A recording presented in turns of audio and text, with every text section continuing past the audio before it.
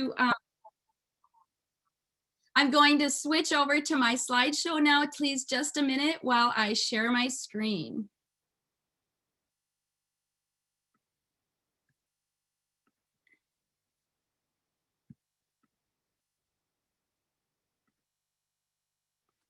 All right. So as we begin, I want to applaud the, let me just stop for 1 second here. I'm sorry. No, going to do one thing here. There we go. Okay, as we begin, I want to applaud the history and legacy of your sisterhood, how your organization is aimed to provide relief for others during challenging times and preserve a valued heritage. As we explore the history of the Selbu Mitten today, we're going to see similarly how this coming together of identity and practical wit for perseverance gave birth to a remarkable phenomenon.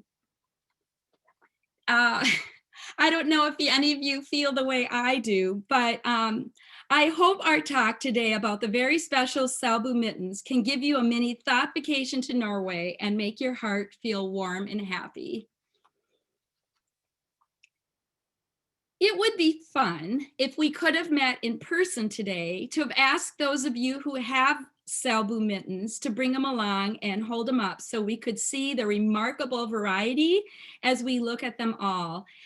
As we did so, we would have seen emerge certain features that all of the mittens hold in common, as different as they might be. And I think if you take a look at this picture on this photo, you'll start to see what I mean. You'll see similarities in color. You'll see similarities in pointed tips. You'll see similarities in a recurring motif of a star or rose design. I do have a few pairs I can show at the end of my talk, and I hope by the time we finish today that you'll come to appreciate how these simple handmade items saved a village from economic catastrophe and actually help build pride in the national identity of Norway. But before we get to the mitten, let's consider Selbu. What is so special about Selbu, and where is it? Selbu is approximately 4,034 miles to the northeast of Minneapolis, St. Paul, as the crow flies. It's located just a hair above the 63rd parallel north. For example, Anchorage, Alaska is south of the 63rd and Fairbanks is north of it. At this latitude, the sun is visible for 20 hours and 19 minutes during the summer solstice. And we're coming up on that very soon now. So they'll be having those very long days. But during the winter solstice, at most there is 4 hours and 43 minutes where the sun is visible. And of course, if you're in a low part of the land with the mountains between you and the sun, that will be even less. So this fact becomes important when you consider that the Selbu mitten is made by knitting. And prior to electricity, knitting had become a primary source of income during the long, dark winter months. And if any of you are knitters, I wonder how many of you prefer to knit in the dark. If you want to get to Selbu, the most direct route from Minnesota would be to fly to Trondheim, rent a car, and drive to the southeast for 30 minutes. In fact, on the route from Trondheim Airport, you will drive through the town of Hell. And I don't know if you're seeing the panel of pictures of each other on the right, but if you minimize that, you can see the whole screen better. And so as you see on the map here, flying to Trondheim, it's not uncommon for American visitors to Selbu say, I had to go through hell to get to Selbu. The municipality of Selbu is 484 square miles, and it's in the region of Trøndelag. You can see here the Selbu Church, which is going to be the location of a key event in our story today. That is located right near the center of the municipality, and it's near the southeast shore of this great big lake. Selbu Sjø is the name of the lake, and it is the 17th largest lake in Norway and it is the largest lake in Trøndelag. You'll notice if you look at the eastern edge of the lake, how the River Need flows, or excuse me, the western edge flows from the western end up to Trondheim. And it's also important to note that one of the pilgrim paths to Trondheim, the St. Olaf Way, follows the lake for a while. There is a path on the route to Trondheim that for centuries went from Sweden along the east and north sides of the lake and then up to Trondheim. The waterways provided great transport for goods to the market in Trondheim, and this will become important to keep in mind because Selbu, unlike many other villages in Norway, is not an out of the way or hard to reach place. Moreover, it has very direct paths for commerce. There was a steady flow of pilgrims making their way to the cathedral in Trondheim and other tourists as well. So as we think about Selbu mittens, we'll think about location, location, location. Today, when you drive into town, you're greeted with this sign. Notice the mittens on the troll. Do any of you have mittens that look like these? We'll look at how it came to be that the stranded two-color knitting provided a new path to a thriving economy in the village and contributed to the growing sense of self for the nation of Norway. This troll is the gatekeeper for the village. Notice the stars on his sweater and mittens and pants. And now I'm just going to show you a few pictures I'll move through quickly of the lake and surrounding area.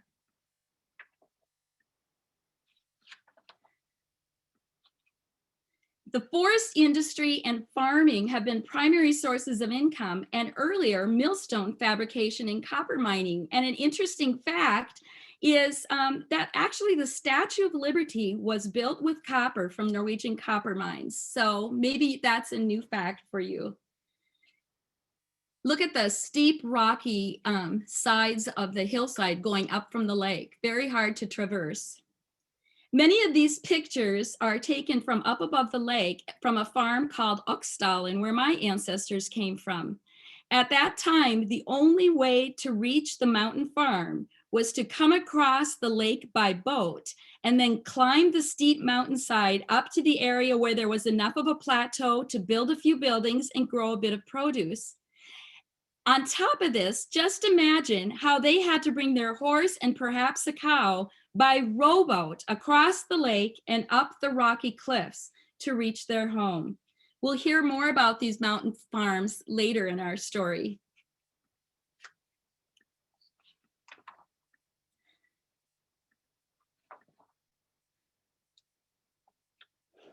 This picture is taken up above the village of Selbu, looking to the northwest. You can see the small village here and then the lake beyond it.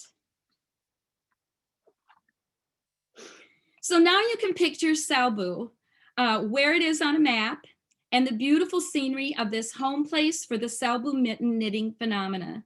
You can visualize the landscape and how close it is to the port at Trondheim for commerce. We'll consider some of the elements of the perfect storm that allowed for the fame of the Selbu mitten to take off. But first, we need to know a little more about the context. Let's turn to the culture of knitting in general. Been there, done that, precursors to a Norwegian knitting. Prior to the mid-1800s, the country had been swamped with cheap imported knitted goods that Danish peddlers bought in quantity in Jutland and then sold in Norway. Beautiful, more ornate textiles came to the country by way of merchant ships. Imports on merchant ships arrived in Norway from places like Germany, Italy, Spain, Turkey, Africa, and even South America.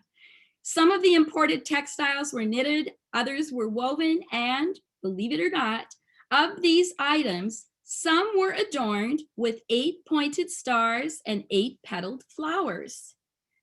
It turns out that the star motif did not originate in Selbu and not even in Norway.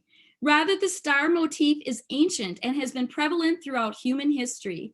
In fact, it's been found in stone and mother-of-pearl mosaics in Sumerian culture from as far back as 3,000 to 4,000 BCE. As we zoom in on the detail on these Sumerian bases from 3 to 4000 BCE, get a look at those motifs.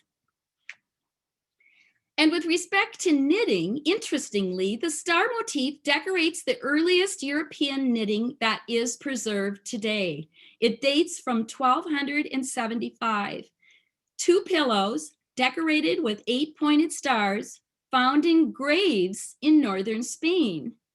In the Middle Ages, it was customary to bury the dead in knitted nightshirts with the head resting on a pillow with the 8-pointed stars.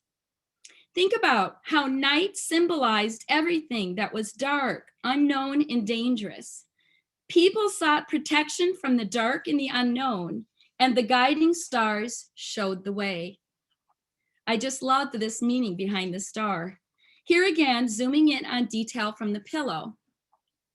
Before common people could write and read, the use of symbols and imagery were the tools for communication. Characters and symbols were woven, knit, sewn, and carved into the artifacts of daily life. In this way, the symbols became a spiritual accessory in the lives of rich and poor alike. The star became a prayer for grace in the life after this. So from ancient times, the 8-pointed star threads its way through history, leaving imprints in many countries, cultures, and religions. Christianity had adopted the symbol of the star from pagan beliefs and made it a symbol for Jesus, the morning star and lodestar for humanity. And those of you who put up Christmas trees might even hang a star on top with that meaning behind the star. In Islamic culture as well, we find numerous expressions and designs based upon the 8-sided star. Expectant mothers wore blouses with the star embroidered upon them so the birth would go well. The 8-pointed star was often carved into bedposts so that birth and sleep would be safe. Garments with this symbol in them were like an amulet. Apart from the imported knitwear, Norwegians did create some of their own handiwork in older times. The precursor to knitting in Norway was knollbinding. The earliest fragment of knollbinding dates back to the 7th century BCE. It's an ancient form of fabric creation from yarn, which predates both knitting and crochet. And the end product, while warm, was rather clunky and not elegant in the way Norwegian mittens were to evolve. They were extremely warm and pliable and long-lasting, but rather shapeless and plain. And I do have a pair of those along I can hold up for you and show at the end of the presentation today if that shows a better look at them.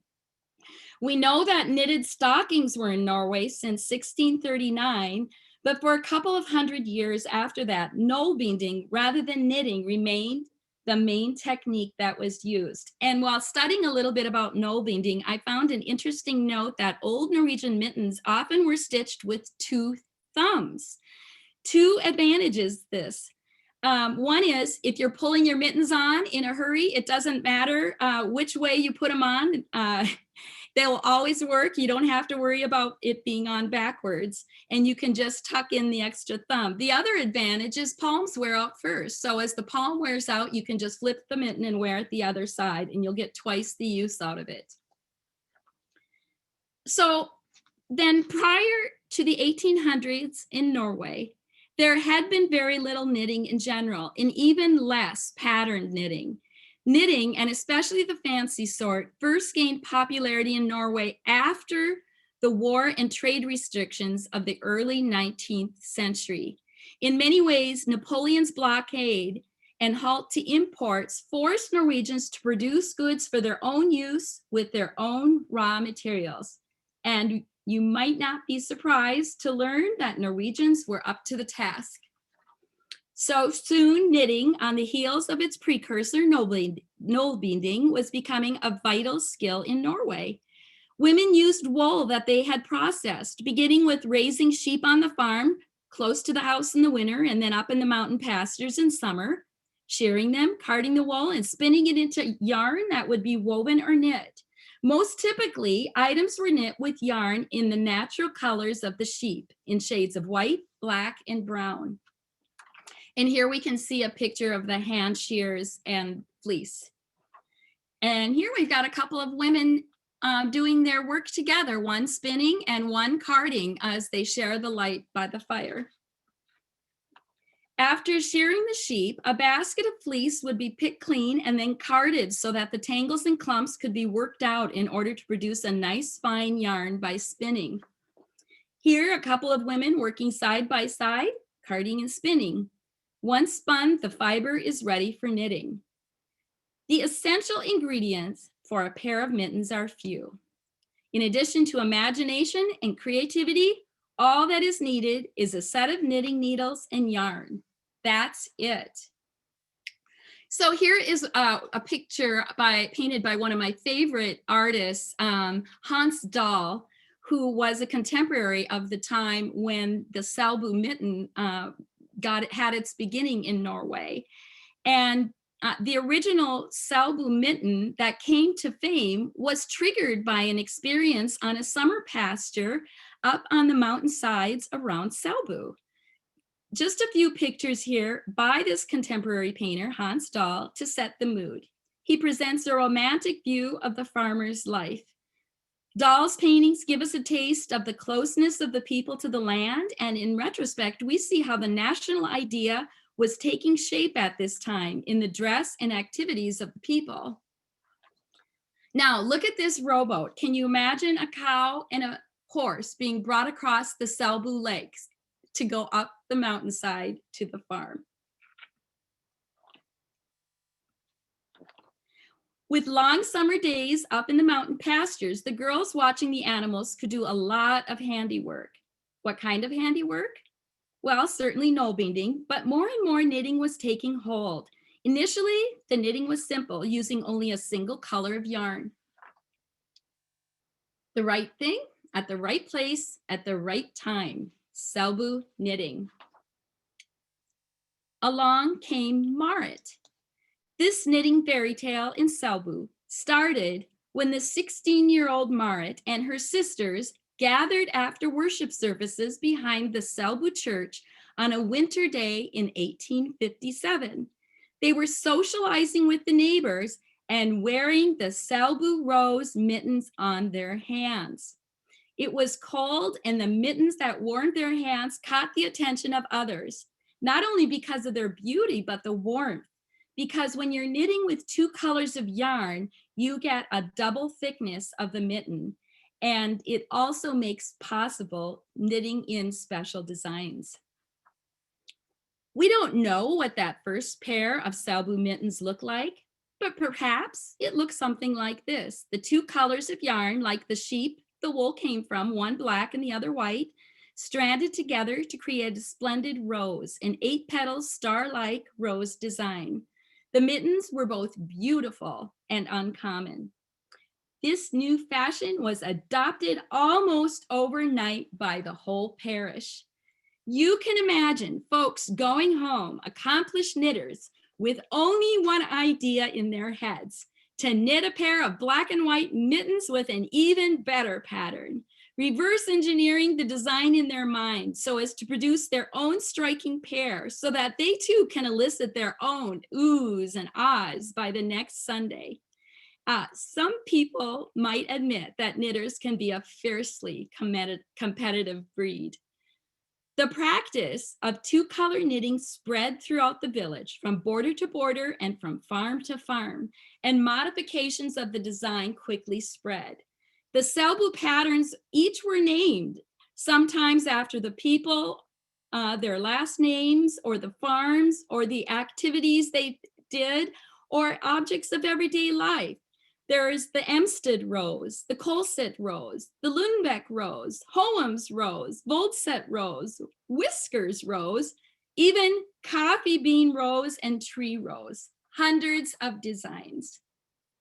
Now on the left, it might be hard to see, but you can see in comparison on the left the 4 pair of no binding mittens And then on the right, the 2-color stranded Selbu mittens. And you can see how much more refined and dressed up the ones on the right are. These would be used for confirmations, baptisms, and weddings from the year 1850 on. And those who are knitters know about gauge and weavers. And when you do knitting gauge, you have how many stitches fit in an inch. And that helps you to make sure your design is working with the yarn that you're using. So your finished object will be the size that you want. A very interesting thing about the very earliest Norwegian Selbu gloves is that they had such a high gauge that there were almost as many stitches around a single finger then as we will put around an entire hand today. So very, very fine yarn was being used. And this zooms in a bit on the knoll binding and the very fine gauged Selbu gloves. This design is called Colostru rose. This is flower pot rose. Animal and dancer patterns are included. Whoops, I went a little fast there. I can go back one there. We've got gloves and socks and mittens. Handsome ram's horns have inspired the shape of this rose, which is found on several of the oldest mittens. And sometimes we see dates and names added into the design. Look at all the many, many designs. And here we see some children's designs. We'll talk a little about those later, but shortened versions of the design. Your gloves. The Selbu styled mittens became the normal fashion for Sunday and formal wear, and it was worthy of being worn along with the national folk costume, the bunad, that was kind of developing at the same time as this Selbu mitten tradition. Near the end of the 1800s, the tradition evolved such that a red pattern on the white background was preferred for weddings and festivals. Dyed yarn was very, very pricey and rare. And though it was available in the late 1800s, it wasn't generally affordable until the 1930s. So it was reserved for special events. Also during World War II, red became a color symbolic of the resistance in Norway. Let's get back to our story. What prompted Marit's creation of the mitten? Earlier that summer, she was working as a mountain milkmaid for a farmer called Jo of Sjøsnes. One of his other farm girls, Ingvar, knit a pair of stockings for her employer as a Christmas present. Unlike most socks, which were a single color at that time, she had a pattern knitted with 2 colors that looked like a black snake running up the leg. Jo was so pleased with his stockings that he asked Marit if she couldn't perhaps knit him something similar. She took up the challenge and managed to knit a pair of mittens with white as the main color, covered all over in black stars. What was the inspiration for her design? Well, perhaps Marit chose the 8-pointed star from inspiration by embroidery on the bridal garment. As a matter of fact, it was Marit's mother who had embroidered small stars and an 8-pointed pattern on wedding gowns in the village. And here is a picture of a man's bunad, or national costume blouse, on the left. And we can see the black embroidery with the star pattern on a white background. This picture is actually of a blouse from Voss, but it was a very typical design from the time. And you will see this on many bunad blouses, sometimes with other colors like white thread on a white background. The wildfire excitement over these beautiful mittens was taking place at the same time that Selbu was beginning a horrible downward spiral economically. We'll get on to that in a minute. But not long after the excitement at Selbu Church, knitting became an important element in wedding celebrations in Selbu. A betrothed woman had to begin knitting well before the wedding in order that she could make a good impression. You see, the bride herself was expected to knit stockings for the bridegroom, the father-in-law, all of the bridegroom's brothers and brother-in-laws and godchildren. The mother-in-law was to receive a special dress and each sister-in-law a special blouse from the bride. These were really costly, but she could obtain these yard goods at the local shop in exchange for hand-knitted items. Knitting had become a new form of currency. Now, think of this. Not only the wedding party and family were all to receive knitted gifts from the bride, but also all of the male guests were to receive a pair of hand-knit mittens. Luckily for the bride, these typically were knit by the women guests, not the bride. Some days prior to the wedding, the women would come to visit, each bringing with them a pair of mittens and a small knitted gift. All of the knitting was hung up in the bride's attic, the bride's bedchamber, to be viewed by everyone who was there for the wedding celebration. You can imagine it was really important to be diligent both in design and execution of your work with an exhibit for the whole community like this. The bride had to take special care of tracking the mittens on display because she had to make sure each man took home with him the mittens that were knit by his wife. And it was the bride's job to match up the mittens with the correct recipient. Perhaps that's why some of the wives knit the man's name right into the design of the mittens. Often, well before a girl contemplated matrimony, she began knitting, and sometimes 100 pairs of mittens or more and 20 pairs of socks could be already hanging in her bedroom before she even became betrothed. This custom actually did die out during the Second World War, but for decades, this was the custom. Because of their weaving and embroidery, Marit's family was connected with the Trondheim Husfliden. And for those of you who aren't familiar with this term, the Husflids were a budding home craft industry that marketed handmade items like knitted and woven goods and wood carvings. This young entrepreneur, Marit, approached the Trondheim shop and they agreed to add the striking mittens to their inventory. This transition from mittens as a local custom to supplemental income turned out to be very fortuitous because, as we'll see, the local economy took a dive. To understand this calamity, we need to know about the millstone industry.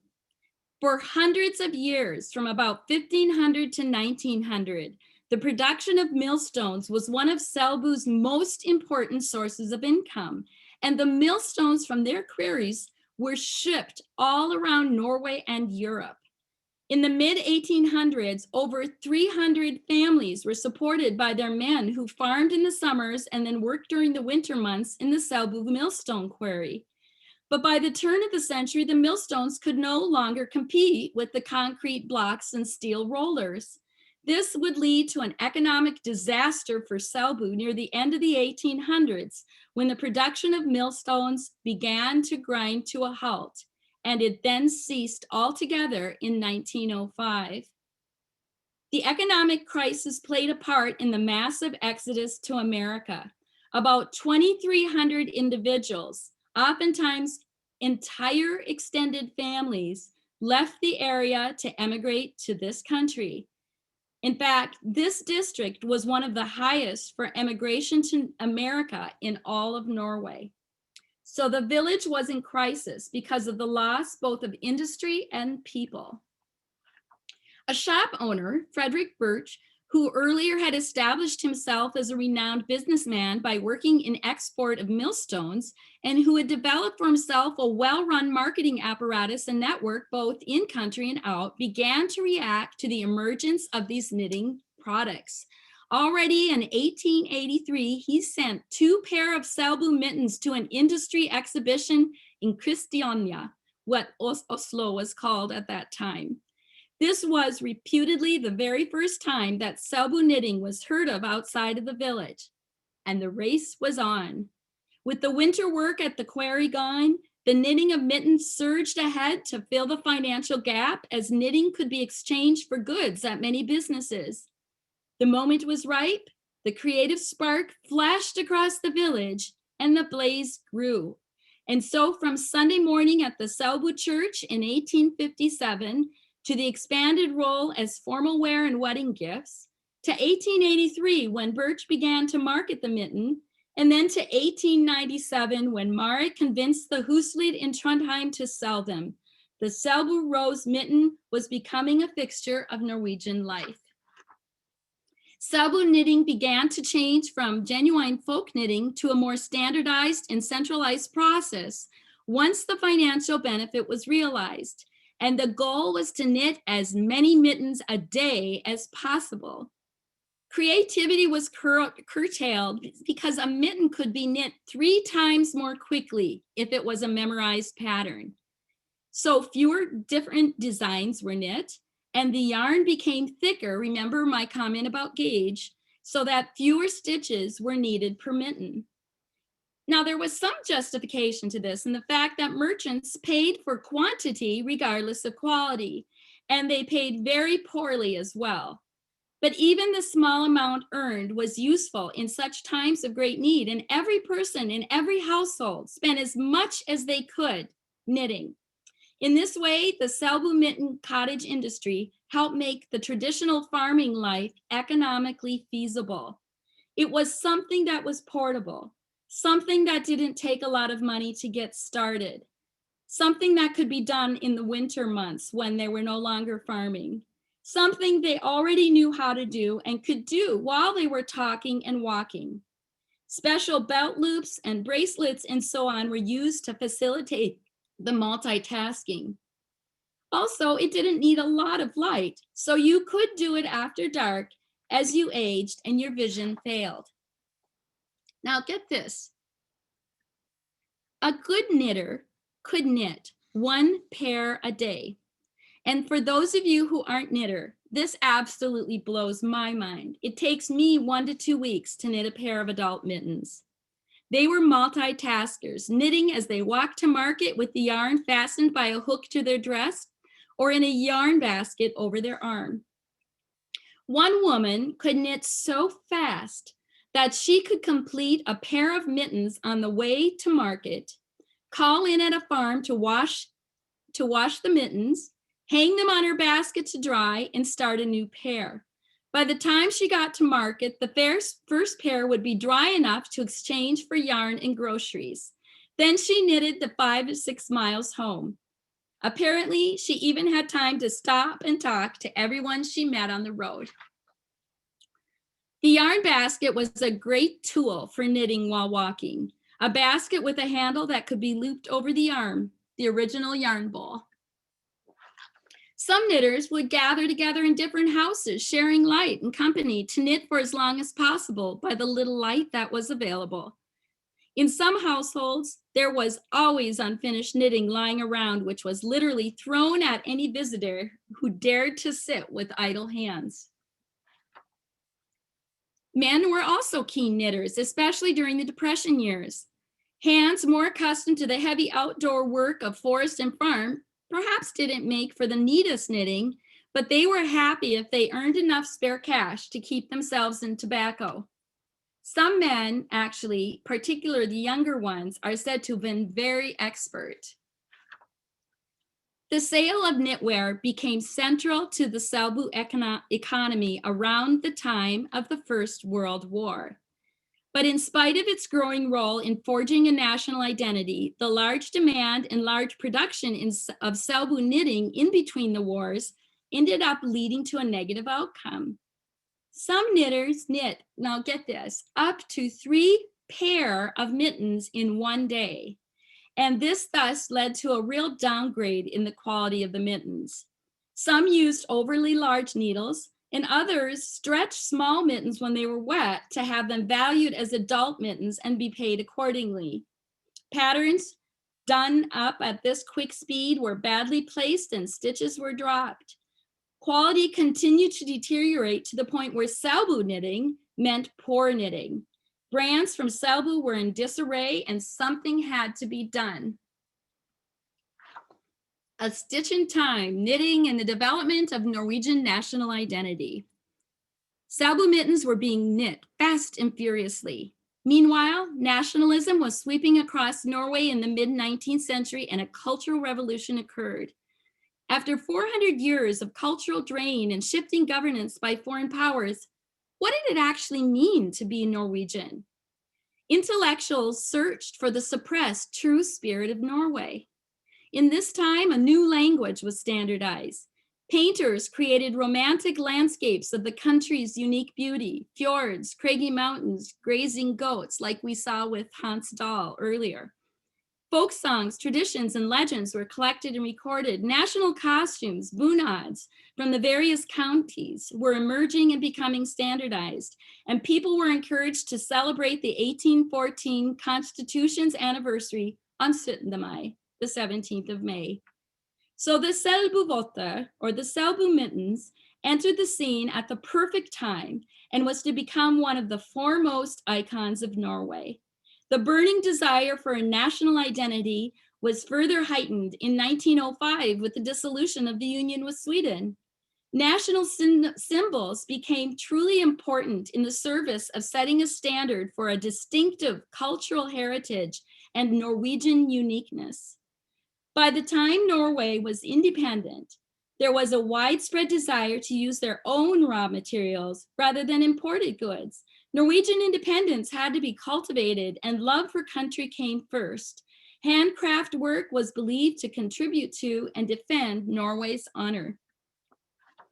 To protect their trade, the local shop owners, and note it wasn't the local knitters, they set up the Selbu Handiwork Cooperative on July 8, 1934. It was formed by a coalition of 13 businesses.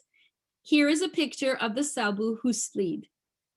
Around 2,000 knitters, imagine from the little Selbu, around 2,000 knitters produced items to sell during that time.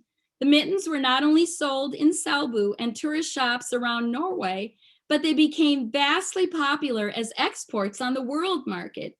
An organized home industry between the wars exported over 100,000 pairs of gloves and mittens a year to all the winter sports countries in the world, as well as countless numbers of patterned hats, sweaters, and stockings. Among common people, this was called Mitten Central. The business of hand knitting was a vital acquisition in the hard 30s, and especially for vulnerable groups such as elderly and single women. As concerns about quality developed, Selbu shop owners worried about profits with poor production. They began organizing in the 1920s to convince knitters that producing goods which met consistent high standards and were labeled as such would yield higher profits for everyone, and they did it. It was in the period between the two wars when it became fashionable to wear Selbu mittens even in the main street of the capital, Oslo. Moreover, prior to the Second World War, 3/4 of the knitwear in Norway went to export. At that point, Selbu knitting was no longer a folk activity in any sense, but purely a commercial activity. What transformed Selbu knitting into an international concept was a knitters association. The Husflid Central encouraged education and quality control and organized marketing of the Husflid products outside of the village. No longer was Selbu knitting synonymous with poor quality. Nope. The hallmark of the product line was the high quality of the knitwear. Over the years, literally tons of knitwear have been sold from this village. And here we have a picture of Berit Auni, who at 102 years old was still knitting. And for most of her life, she knit mittens, and it was always the exact same pattern. In 1933, the Selbu Uvra Trade Union traded 30,000 pairs of hand knit mittens and gloves. So just in that 1 year. In 1937, production increased to about 90,000 pair of mittens. Selbu Husflid was taking in about 290 pairs of mittens a day from local knitters. In 1957, the annual sales hovered around 1 million Norwegian kroner, and the turnaround of the Selbu Husflid Central was the second largest moneymaker for the country of Norway. As people acquired more leisure time, the development of sports took off, and the development of skiing as a sport was important for the demand for mittens. Selbu Husflid Central was a supplier to the Olympic teams in 1948, 52, 60, and 64. Another story for another time. The many in the one, diversity and singularity in design. So let's pause now and note the essential parts of the Selbu mitten. There are literally hundreds and hundreds of designs that go by the name Selbu mitten. But what are the essential characteristics? And I will save for another story, another time, the intricate details. But I think even if you aren't a knitter, you will see this common features here. The mitten is knit from the cuff to the fingertips. And note the design on the cuff and the overall shape and the differences between the front of the mitten and the palm, and note the unique thumb. Here, when we look at the cuffs on the left, we have the female mittens, which were often lacier and sometimes would have gauntlets and were longer than men's cuffs. And then on the right, we have the more simple designs for the men cuffs that might have a variety of borders, but not the lace. Here we have more pictures showing the diversity of the cuff designs. And here, I think this is a beautiful gauntlet on this one. Notice again, the major design is on the front, the star rose or 8-leaf rose, and it is found on more than half of all registered Selbu mitten pattern designs. On the palm side, it is covered entirely with a different pattern, often referred to as the infinite pattern, the Enlusmønster, and it's a typically very tiny design that runs across the underside of the mitten. More than 100 of these have been identified. And then notice the border around the mitten. This is called the ants or the lice. It forms the dividing line between the front and the back of the mitten. And again, the thumb. It has its own pattern, but the back of the thumb matches the palm. And there we see the front of the thumb will be a whole different design again. And take a look at the thumb gusset. This is utterly unique for this mitten. It is not found in any other major mitten traditions in the Nordic countries. Again, the pointed tips at the thumb and the fingers. And on the children's mittens, often we see half stars or roses.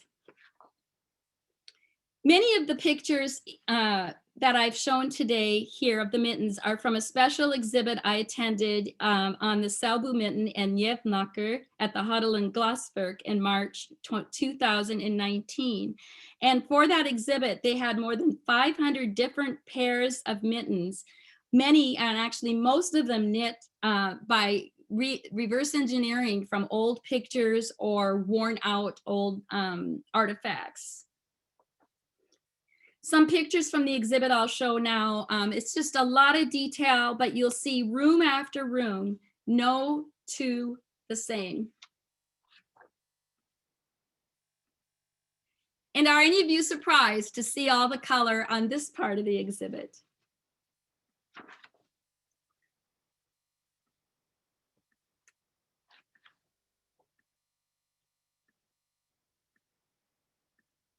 The designs that have animals or people or words were always sold at a higher price because it was much more complicated to knit. The legend in the mitten. If mittens were capes, this one would be a superhero. It saved a community from economic disaster. It fostered community. It became an icon for Norwegian identity. Mother's Legacy, a statue in Selbu, shows a mother teaching her daughter to knit, a sculpture commemorating this knitting superhero and the heroic people who, with incredible talent and wit, saved their town from disaster. In 2014, the Selbu Husflidslag set a world record, the world's biggest Selbu mitten. It took 3 years and 45 people to knit the 7 3/4 foot long mitten. And note, this big mitten was knit at the gauge of a typical mitten. So it was truly a lot of work. And the woman standing here is my cousin Johanna, who was one of the knitters in this project. And may she rest in peace. She died in January, and I'll be going to her memorial in October. Here's the Guinness World Record official certificate. So according to tradition, Marit Emsted is considered the mother of two-color knitting, and she has received the honor of being named the first to knit the rose bukna, what came to be called as the Selbu rose mittens. That is to say, she is held to be the inventor of the Selbu knitting style. She gets the credit not only because of those early mittens on Sunday morning at Selbu Church and the fervor they created, but because she was the very first to sell mittens with the Selbu star to the Husfliden in Trondheim in 1897. It was Marit who from early on was a driving force, not only for developing the pattern, but generating and organizing production of the design for sale that led to the eventual fame for the village. And then beyond Marit, what transformed Selbu knitting into an international concept was a knitters association. Here we have a picture of the church and the Selbu Mitten Museum. But it is the beautiful, practical, magnificent Selbu mitten which deserves the highest praise. It saved the municipality of Selbu from financial disaster. It created and fostered community by bringing people together and sparking their mutual imagination, and it became a symbol for Norway as it developed its sense of identity as an independent nation. A superhero in every way.